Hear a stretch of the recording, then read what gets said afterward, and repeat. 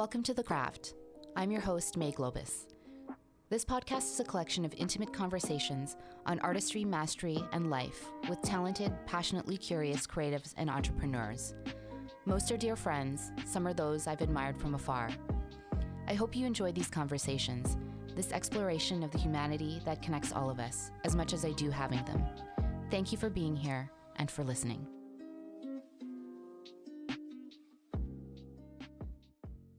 Christina Culver is dynamite. There's nothing this woman can't do. A clothing designer, nail artist, self-taught vegan chef, tattooist, and athlete, she's always followed her natural talents and turned them into business ventures. After founding her fashion brand, Christina Darling, in 2005, she also found herself doing nail art for Runway and magazines too. Then in 2012, she launched Culver City Salads, a vegan food truck that quickly gained a following. In this conversation, we talk about her growing up in a family of athletes, grief around the death of her beloved Uncle Dan to a mountaineering accident on K2, what she learned about herself and others during the pandemic, and more. There's never a dull moment when you're with Christina. Christina Culver, welcome to The Craft. Thank you for being here. Oh my gosh, thanks for having me. I'm very excited about this conversation.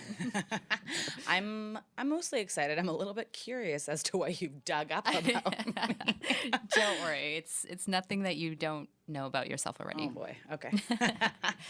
Yeah, so usually when I start these podcasts, I typically ask myself, how did we meet? And we met over a decade ago, Roxy Quicksilver, when I was a fashion journalist, and we took that press trip to Tofino. For surfing. That's when we met? Yes. So you know what's funny is when I go back to that time, I always feel as though we had known each other longer. So when you asked me that question, I was like, kind of like doing the, I was like, we have so many friends in common, obviously. Mm-hmm. And then I started going further and further. And I wouldn't have guessed that was the first time we met. But that was like early 2000s. I think wasn't so. It? Yeah. Yes. I mean, it was prior to the Olympics for sure. Yes. And you were doing nail art. Yeah, I was just teaching myself nail art. Self-taught. You know what? Okay, hold on. Yeah. I can actually tell you when it was. It was like 2004 or 5, I'm going to say, because I just had stopped designing full-time. Oh, okay. I was wondering the timeline on that. Yeah, it's always almost impossible, but we just did it. Yeah. Bingo, bango. And then we just bonded over spirituality, fashion design, and oils, sprays, tinctures. Thank you for the bath bombs now. Oh, yeah, you're welcome. I want to know how you like them. I love them. Yeah, and now we're fast friends. Yeah, we just spent like a month in Toronto together not that long ago. We almost. did. Was that a month in the end? It was 3 weeks. It was like 3.5 weeks. In the pandemic, no time counts, but that counted. It did count. Mm-hmm. It was a magical time. It really was. Yeah. Let's take it back, way back to your childhood. Oh boy. Yeah. All right. You come from a big family. Yes. 6 kids. Yeah. Second 3 of eldest? them, 2 of them. Second eldest. Mm-hmm. Yeah. I have an older brother. So it goes Marcus, myself, Sarah, Spencer, Kieran, and Riley. Yeah. Yeah. So we range from 25 to almost 40. It's a big range. Yeah. I mean, 6 kids. What are you going to do? Yeah, I don't know. That's true. Talk to Pam. She made all kinds of mistakes. 6 for sure. Yeah. And it was North Shore. Yeah. Deep and Cove. And then Bowen. So my mom's mom bought in the 40s. So we spent our summers there. My mom's an only. So she spent her summers there, and then we did as well. And then when she passed, my mom inherited the property. And then as a family, we rebuilt to be able to. It was a little cabin. You would have loved it, actually. It was like no insulation, just like a wood stove and a fireplace to heat. There was no heating. 1 bathroom, 1 bathtub. 8 people, right? So now it's a little bit different. But yeah, my siblings, my younger 4 siblings, finished elementary and high school over there. Mm-hmm. I finished high school in Deep Cove. Yeah. And your family, a lot of them are athletes. Like your amazing younger brother, Riley, pro skier. Yeah, he's a freestyler. And everyone, we all raced. So I grew up racing, skiing, and snowboarding, like ski and then snowboard, and then taught and coached. My younger siblings all kind of similar, but mostly with skiing. Mm-hmm. Riley's the little miracle child. Like you heard the whole story about him being lit on fire when he was 3 months old. Yeah. So he's pretty tough, resilient, and he's I would say, I don't want to say anyone's the best at anything because I'll get in trouble, but Riley for freestyle, Yeah, incredible. Sarah raced downhill. She coaches skiing now. Kieran also, well, he would be teaching if things were different this year. Yeah. Spencer's a freestyle coach. And my mom, too, like everyone, yeah. Yeah. No one slows down. So what was it like growing up with a family of athletes? Like what did that teach you about discipline and commitment? Yeah, so I mean, it's interesting because we all kind of did our own thing to some degree, but it was like I look back and I'm like, Mom had a strategy because you have to keep us busy or else we would have all killed each other, right? Or like who even knows? But lots of discipline in the sense that like I look back on like the days where I would get up to row, I would go to school, and then I would go to dance, and then I would go home and help with dinner, and then probably not do my homework and then go to bed. That's how I learned to cook, obviously, right? And yeah, I think like for my siblings, they dug into it deeper sooner, whereas now I'm like 37 and all I want to do is play sports. But yeah, I mean, I credit a lot of it to my parents, obviously, because they taught us to take care of each other and take care of ourselves, and our health was paramount always. And I really didn't, I guess I kind of took it for granted until I was like in my 20s, and then I was like, whoa, how important it is to eat properly, which is around the time that I went vegan and then started Culver City Salads, right? So it all kind of like, when I look back on it, it all makes sense. Yeah, all the dots connect. But I think like as a little girl, I did a lot of things that a lot of people my age probably weren't doing because they didn't have 4 younger siblings, right? So I grew up quick. Yeah. Yeah. Yeah, speaking of growing up quick, your late Uncle Dan Culver, he was quite the man. Yes. Yeah, and you were really close to him. Yeah, I was one of the last people to see him before he went to well, he did Everest and then he did K2. So K2 was in the mid-90s. I always kind of glitch out on the timeline, but it was a year before Riley was born. So yeah. And yeah, he was really, really special. Well, you've heard some of the story. Yeah, right? you've heard some of the story. So yeah, he basically, well, he did a bunch of different things. He started a whitewater adventure and a blue water adventure, like basically adventuring companies when I was really little. He had a massive sailboat called the Island Roamer that he took people around like for whale watching tours, but like very ethically done and very mindfully done. So as a little girl, I got to go on those with him. And then he did Everest and then took, I guess, a couple of years off and then decided that he would do K2, but he was like 40, I think, at the time. Yeah. He was technically like an older mountaineer at that point. Yeah. He did a lot of things that were considered quite risque. And he didn't come back, but he did in, I guess, 1 second. He made history. I think it was twice or 3 times over because he was the first Canadian to summit Everest and K2. And there was I'm going to mess this up, but there was a bunch where it was literally like, it was a big deal. And it was the mid-90s, so it was like all in the newspapers and all that stuff. But while he was on his way, just after summiting, like on his way back down, he had a slip and his body was never recovered.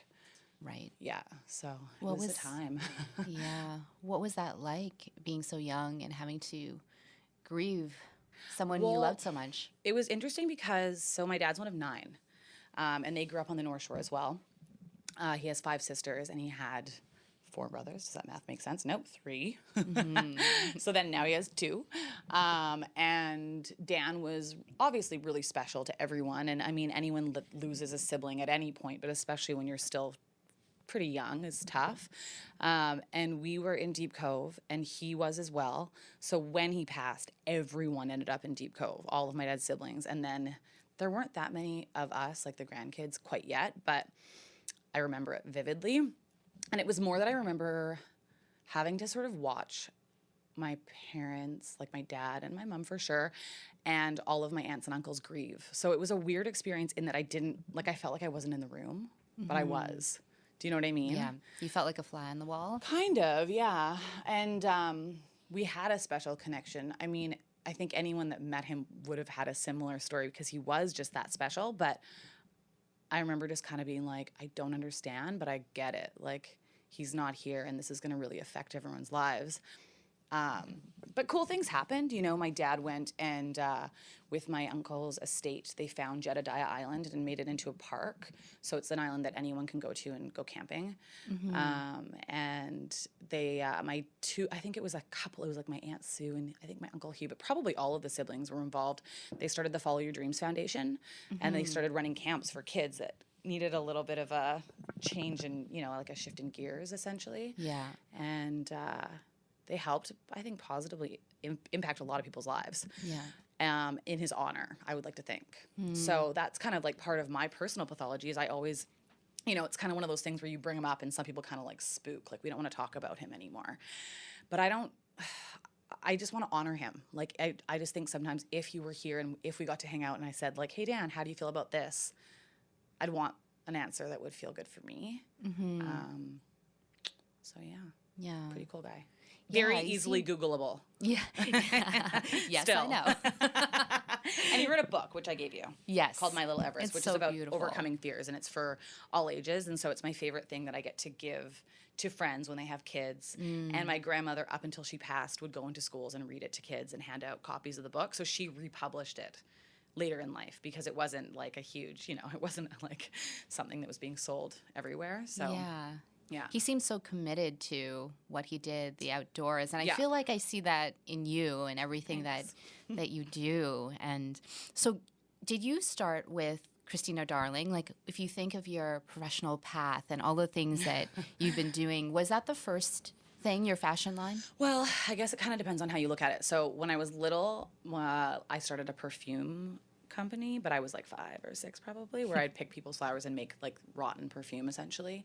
In high school, myself and a few friends, we started something called Instigate, which was a kind of a clothing line, but it was like printed on American Apparel, and we sold it. Instigate, start something. That was like our tagline. And then Christina Darling was my first like proper business with like, you know, the paperwork, etc. And that was in my early 20s. Right. And then where did nails come in? Because once you started doing the nail art, you were doing runway stuff, you were doing editorial, you were doing professional athletes, Tora Bright. That's right. Yeah. So what happened was I went to New York. I went and rang in 2008 with Layla and my girlfriend Camille and my girlfriend Allison, who was living there at the time. And that's when I discovered really skinny, like, so basically you buy a bottle of nail polish, but it's like half the size and there's a skinny brush inside, as you've seen when I've done your nails, right? Yes. So I found a bunch and we were staying at Allie's place in Bed-Stuy. And I was just kind of like, like we didn't have much money. We were all like budget, but we were in New York and it was a big deal, right?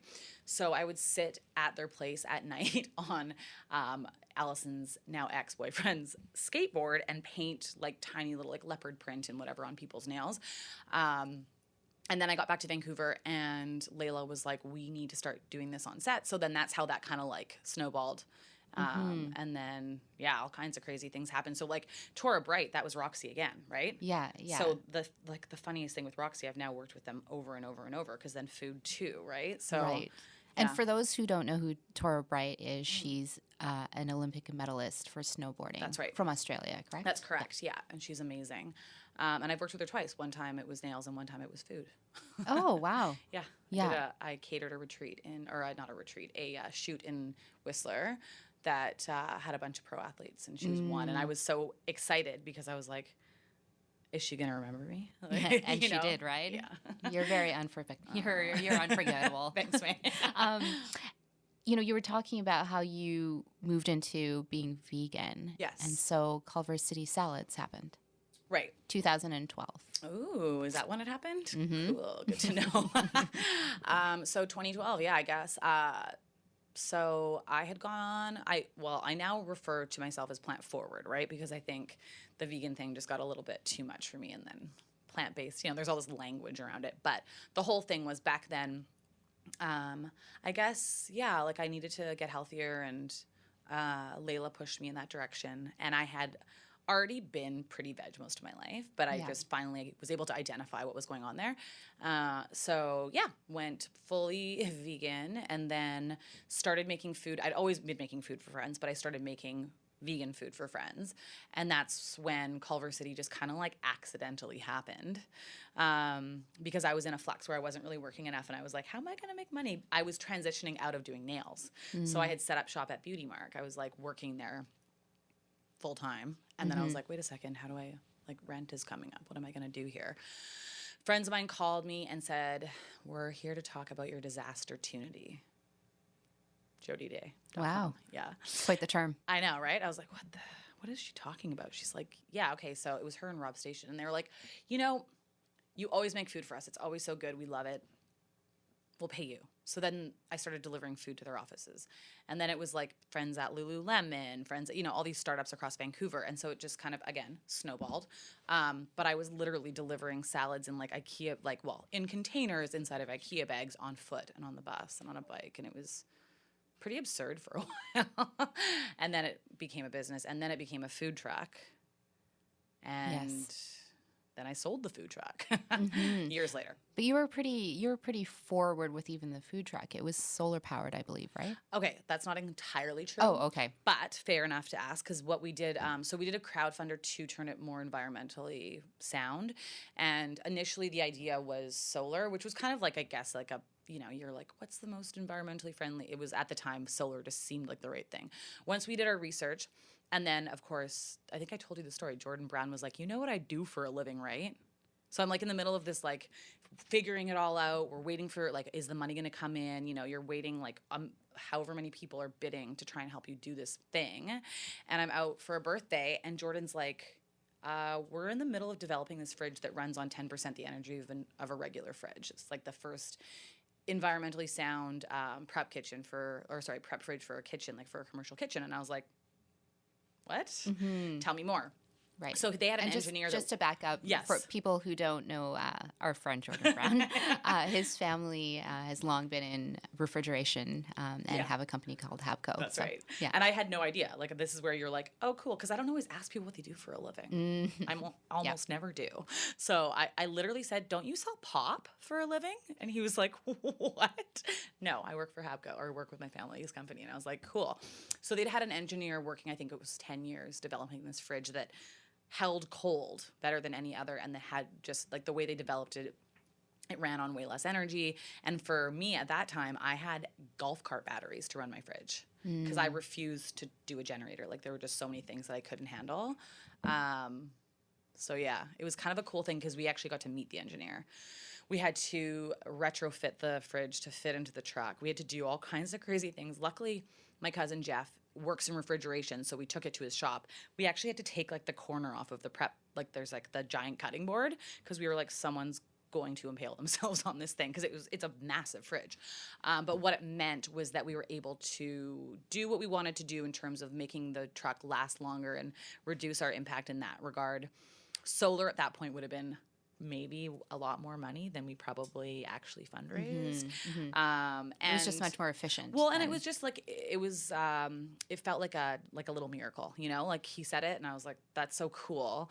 And then the fact that we actually got the first one before it went into kitchens. And it was so funny because he's like, this isn't what we expected. We were imagining it somewhere where it would stay in one place, not on a moving truck. And we were just like, sorry. You're like, why not? Let's go for it. But here we go. Yeah. So that was really cool. And it was fun too, because at the time I was working with my sister, we were running the company together, and it was like, we put a bunch of food, like produce in it, and we were like, let's test this out. We unplugged everything, including the fridge, and it held cold for like 15 hours. Oh, wow. Like we kept going back and checking, and we were just like, this is going to be a game changer for those times, because you never know what's going to go sideways on a food truck, right? Your batteries could die. If you have a generator, like they always break down. Like there's just so many moving parts. Right. So that was just like, it actually gave me such a sense of peace to have. So what was it like working with your sister? I mean, if you were to think back at that time, what would you say is important in a partnership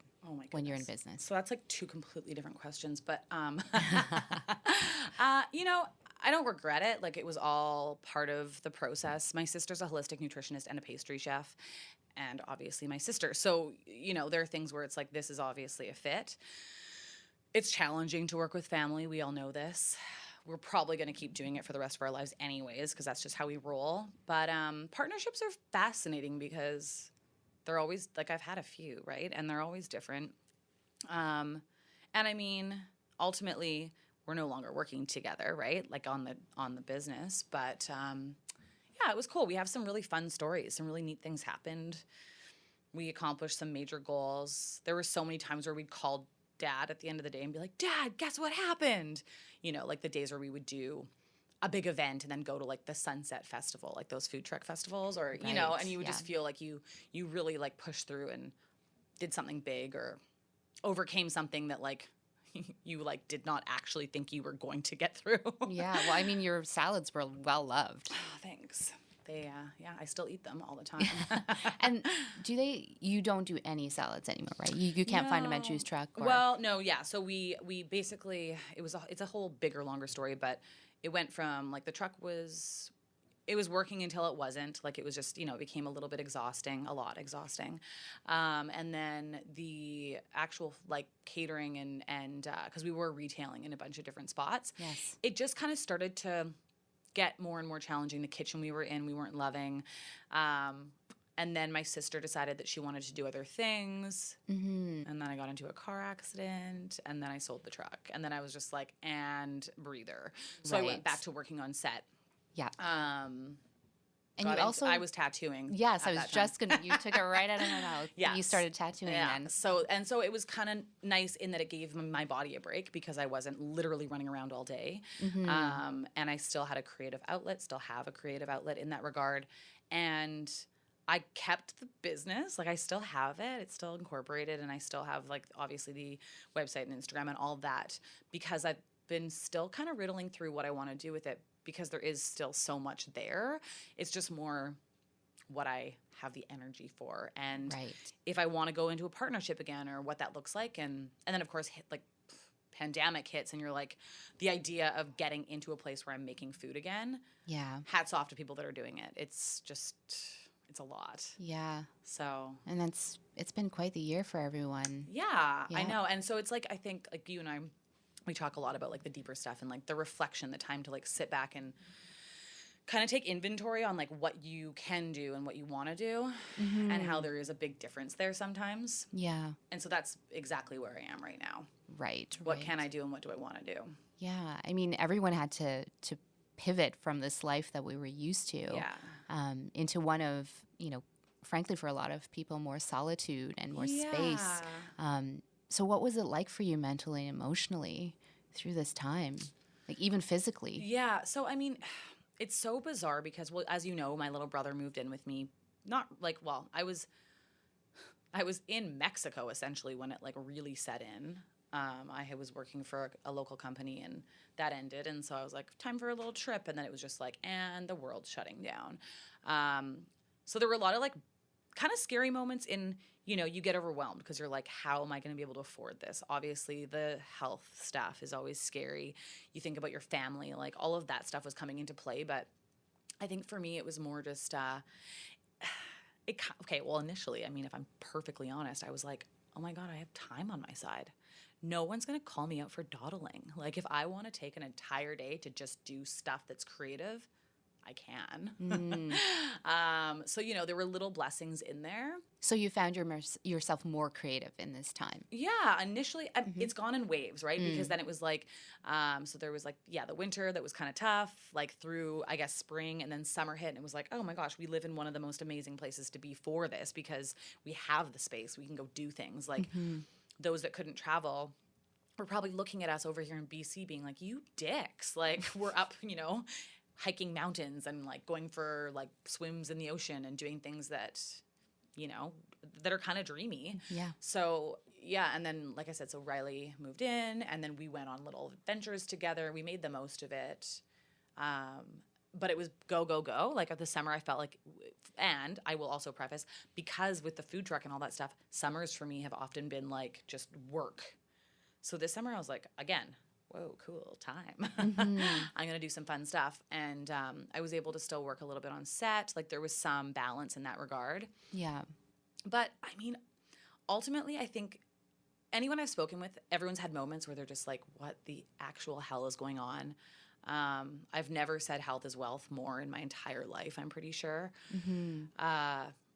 yeah, I just look at like some other people that are stuck in places where they really don't have options. And I feel like, could we be luckier? I don't know, you know? There were scary moments for sure, but Yeah.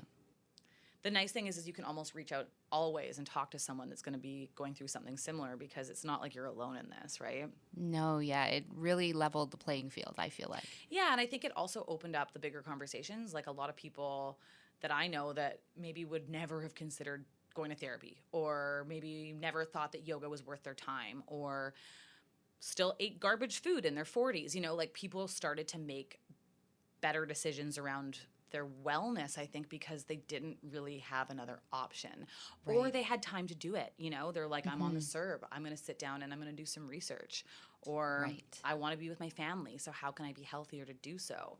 So it's been kind of cool in that I have seen like that open up a bit, which excites me a lot. Yeah. So lifestyle changes. Yeah. Mentally, little. physically. Yeah, I think so. Yeah. And people just, and it's funny too, because I've watched people go through it where I look at them and I'm like, you look healthier. And you know, some people are funny, like they don't want to talk about it. They're just like, whatever, I'm fine. I smoked a pack of cigarettes for breakfast. This is me. And it's like, no, you didn't. You went for a run this morning and I can tell. Right. So I think, yeah, it's, there have been some real wins for sure. And yeah, I mean, now we're just kind of like, I feel like it's a funny time because we're how many 3 days from Christmas? Four days? I think 3 days. 3 days, yeah. So 3 it's like the time of days. year when normally everyone's like ripping around town getting Christmas presents, and I would love to see how many people are like thrifting and making, and you know, I think people are really starting to think a little bit more about that stuff. That must be music to your ears. Yeah, it is. It really is. What do you think you learned about yourself during this time that was surprising, or maybe even what you learned about people in general or society? Well, I feel like I really started to see more of a divide in terms of people, and like, you know, there's like the anti-maskers, which I think is starting to kind of dry up because it's just like, get over yourself.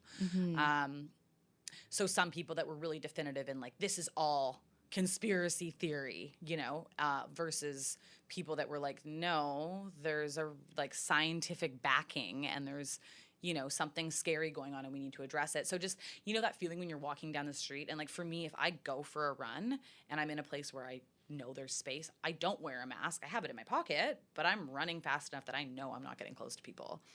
But even just seeing sometimes like the shock on someone's face, like as if you've just like thrown a pie at them or something. Yeah. That I find kind of fascinating. I think, I mean, I've kind of stayed offline for the most part. Like I'll go on to check in on my friends, but I'm not deep diving on really anything because I feel like a lot of the information is just getting to me no matter what. But So I digital feel detox. like, kind of, yeah, to some degree, which was like not even really intentional. It's just that there was a lot of other stuff going on, so I didn't want to sit behind my computer. But kind of seeing like the different levels, I guess, of like, yeah, people's anger. You know, when you see someone get really mad and you're like, is this the pandemic? Is this like a bad day? Did you just like eat something that you're not happy about? Like people just really, I think, not fully understanding their energy in a moment, like how it can affect other people. That's been fascinating to me. And Well, yeah, there's that underlying stress that everybody has. everyone has it. And then you see some people that are like performing, you know, where you can kind of see them like they're like, they want to snap, but they're like holding it in, and you're just like kind of almost like waiting for it to happen. Yeah. That especially in dating, for sure. Do not recommend dating during a pandemic. If you can avoid, do it. Speaking from experience. Speaking from experience. But then, yeah, for me personally, I think like back to the time thing, I've had more time to process things. So, you know, some of the stuff that in the past I would have turned into a funny story or like, you know, kind of laughed off or shoved under the rug, I've actually had the time to like sit in and pick through and process. And then a lot of time to think about, like, more so recently where I'm like, what is going to happen next for me, and then for like the people that I love and for the world, like just a little bit more time to actually think on that stuff, you know, like not just What are you feeling? go. Well, I mean, most people are talking about how this is like a really big pivot that's happening in the world. You know, you want to talk about like wokedness or whatever the kids are saying these days. I think people are taking more sort of responsibility for their actions and for like you know, like the thought process of, do we want to have kids? Or if we have friends that are having kids, like, do we want a world where there's positive things happening for those people? Mm-hmm. So people are being more thoughtful. I think so, and more conscious. Like, I think, I'd like to think that there is like a deeper level of that where people aren't just like, you know, people used to say vote with your wallet, right? Mm-hmm. So now it's kind of like, I don't know what the new version of that would be, but it's just making more conscious choices that are a little bit more evolved, you know? I'm seeing that more. And then also a cool thing is just like, I think the whole, you know, guys are like this and girls are like that. And like, it's like, so the amount of guys that I've seen like melt down and then finally like own their emotions. Mm-hmm. That's been neat. Yeah. And for women too, you know, like for everyone, but just really interesting to see sort of some breakthroughs in that regard. Right. Yeah. Like it's okay not to be okay. Yeah. Or like I'm a guy and I'm bawling my eyes out right now and so be it. I've loved those moments. Right. Yeah. So more consciousness amongst. Yeah. And again, like back to the energy thing where it's like realizing that ultimately your energy does impact other people sometimes. Right. And if everyone's exhausted in the room and there's one person that's being a bit of a baby and not for the best reasons maybe, it's going to affect the people in the room. And so it's kind of like that thing where, especially, you know, as someone from a big family, it's like kind of like I hate cancel culture and all that stuff, but like call out a little bit where it's like, you know what, that's not okay. Right. But it is okay to not be okay, right? Yeah. So if you own it and you're just like, this is really, you know, affecting my mental health, that's a different story. There is a lot more openness, I feel like, around that right now, because it's almost like this time has allowed for that. Well, that's exactly what I was going to say. It's like the time to actually just forget about time. And if you like that night where we hung out at my house and you told us some things that I didn't know about you and you heard some of Riley's stories and, you know, we really like got into it. It was really cool because after you left, I think I told you this, Riley was like, I hung out with May once and it was really like, I really like her. She's really cool. But he's like, whoa, that story she just told us. And I was like, yeah, right. I'd never heard that one either. And he was just like, wow, you know? And so we just kind of like were in awe a bit because you were very open and vulnerable in that. And you know, I think we were probably telling some pretty bizarre Culver stories too. So it was like safe for everyone, which was really nice, you know? You know, and I feel in those moments, that's how you get to know each other. Oh, that's absolutely. how you get to know someone's true essence, where they've come from. Yeah. And, you know, the old adage that everyone has a story. Yes. And you don't necessarily know what that is. But once you do, there's this... I feel like there's a level of understanding. Yeah. Well, and you connect more, right? Because it's like now you've just kind of exposed this part of you that maybe you've seen before, but maybe not all of it. Right? Yeah, you can connect the dots on someone's character or personality. Totally. You tell a story and you're like, whoa, oh my God, it all makes sense. Yeah, absolutely. Yeah. So there's been a lot of that. And I don't know. I think it's lightened things up a little bit. Like I look at my family dynamic. There were some major fights early in the pandemic.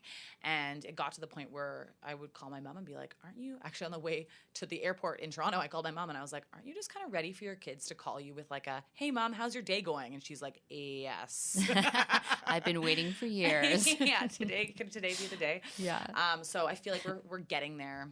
Yeah. And it's not, I don't think we're alone in it. Like I talk to a lot, like my mom calls us her kidults, right? So I talk to other people that have that same, you know, parents that like want their offspring to have a good time. And there's more of an openness. Like it's, you know, people are telling some of the stories that they probably were going to hopefully keep to themselves forever. So again, it's like a healing process, right?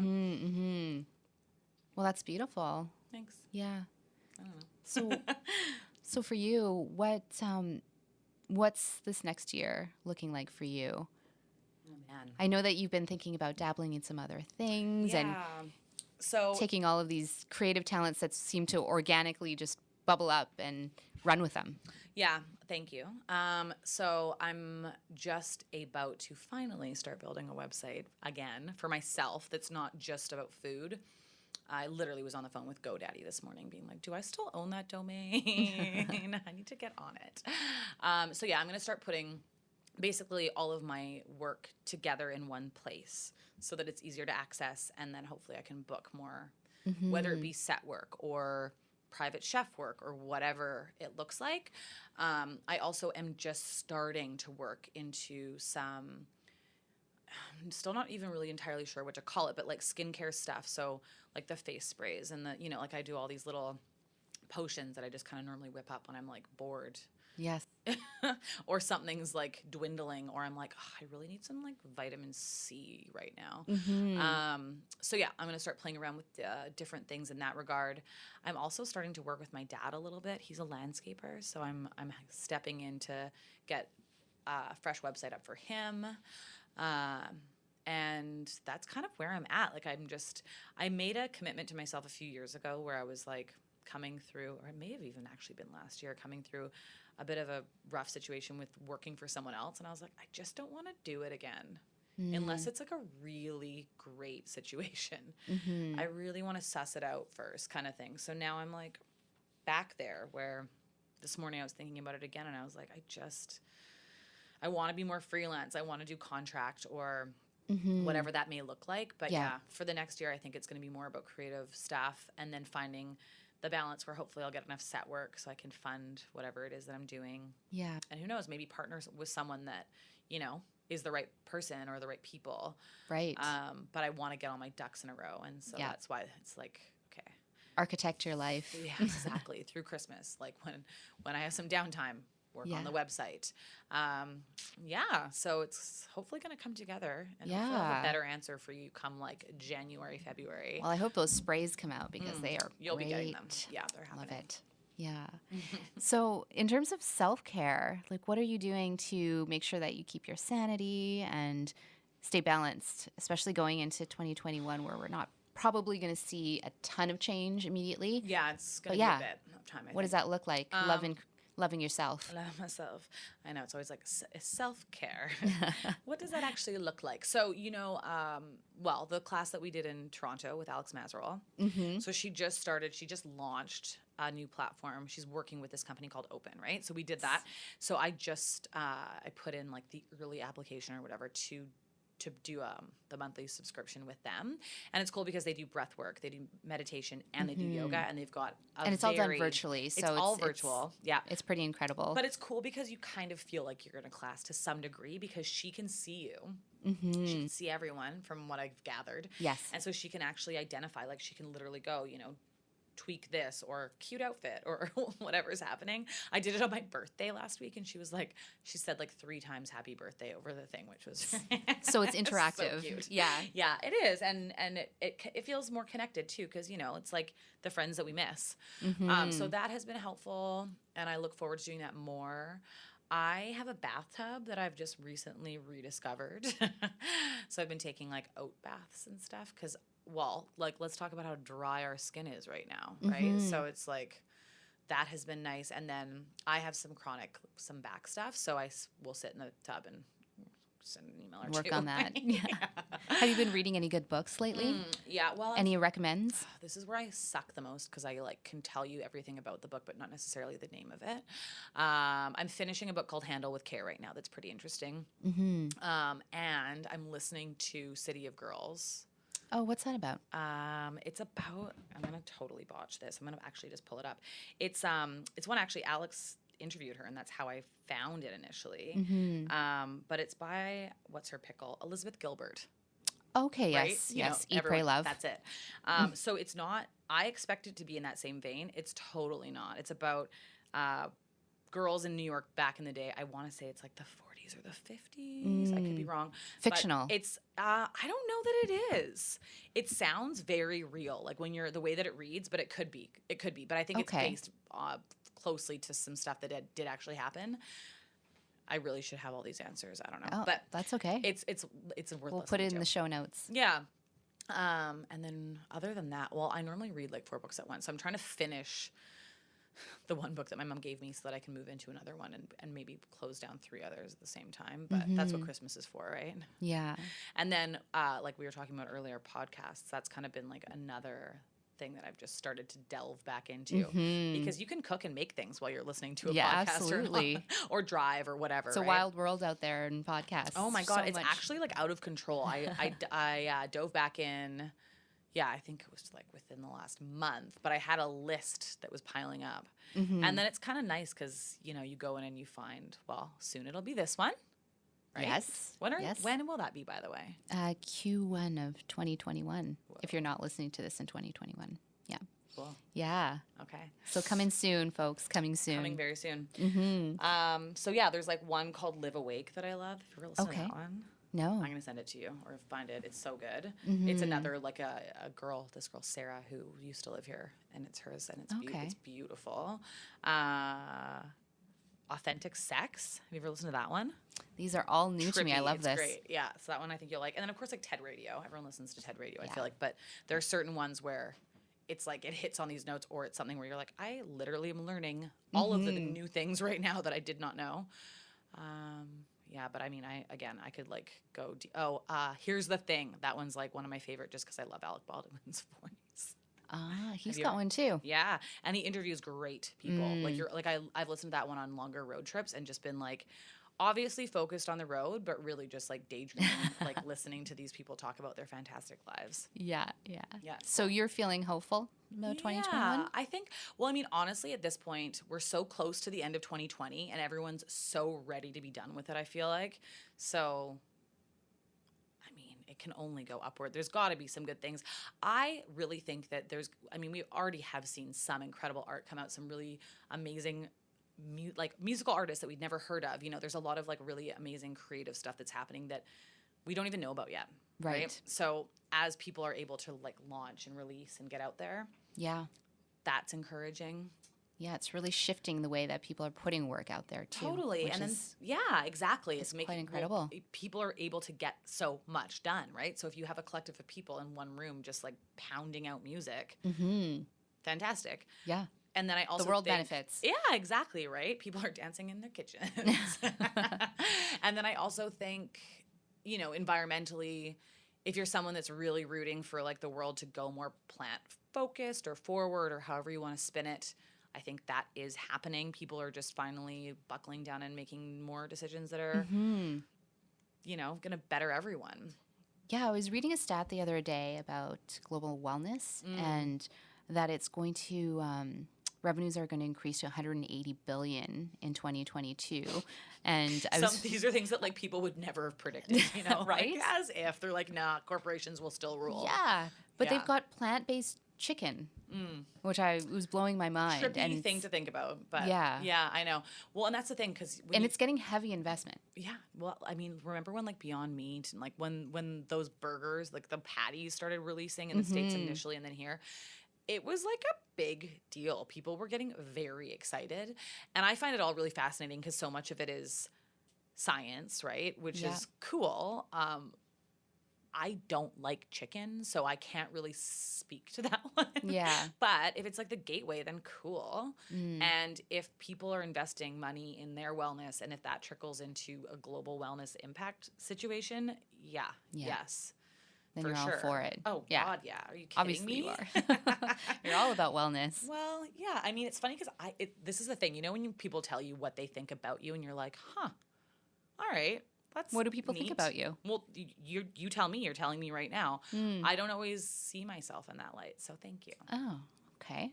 Like, I don't see myself as like a garbage human or anything, but you know. No. I mean, it's funny thing when it's all about wellness because at like the root of it, that is something that I always. Yeah, you're very conscious about it naturally, so. I think that's what. I think that's why you probably don't think about see it that much. Yeah. I'm just like, what are you talking about? You're just I'm living. I'm just doing. Isn't this how everyone lives? Yeah. Well, thank you for your time, Christina. Thank you for having me. I know, right? This is so great. I'm so stoked that you're doing this. I know. I'm so happy you're on. I ask every guest this one question. Through what you do, what is it that you want to leave behind in this world? Such a big question. Yes, that's why I keep it a secret mostly. Yeah, so no one can prepare. Yeah, nobody can prepare. I wonder how many people give the same answer. Never, probably. Never. So what am I leaving behind, basically, is what you're asking. Yeah. If I could choose. I guess just... doesn't have to be one thing. No. How much time do you have? Bring it. Well, okay, so this is like kind of a random thing I'm going to throw out there, but I used to educate on the sex trade. I traveled all over BC in prevention education when I was in my early 20s, before I started my clothing line.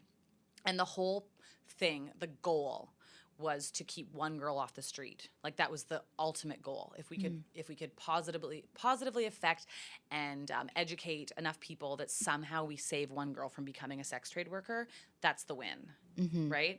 So I've always kind of had that in the back of my head, where it's like, if you can help one, you know, whether, like for me, I'd like to think that I can help a lot of people if I can.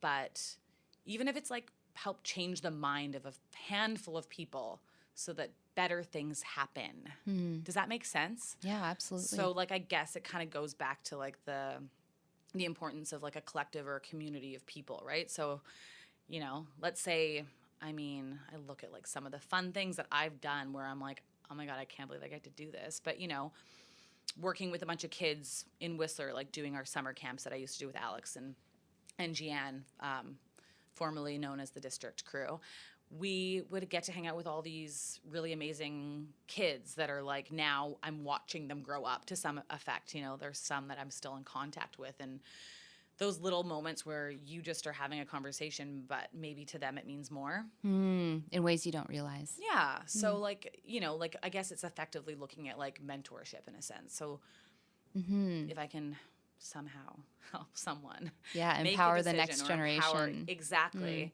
But I think it's going to take a lot of us to do that together, ultimately. So it just takes one to start. There you go. Well, thank you so much, my friend. Thank you. Love you. I love you too. If you enjoyed that last conversation, be sure to check out more episodes of The Craft on Spotify and guest photo galleries on the website at wearethecraft.com. Thanks again for listening.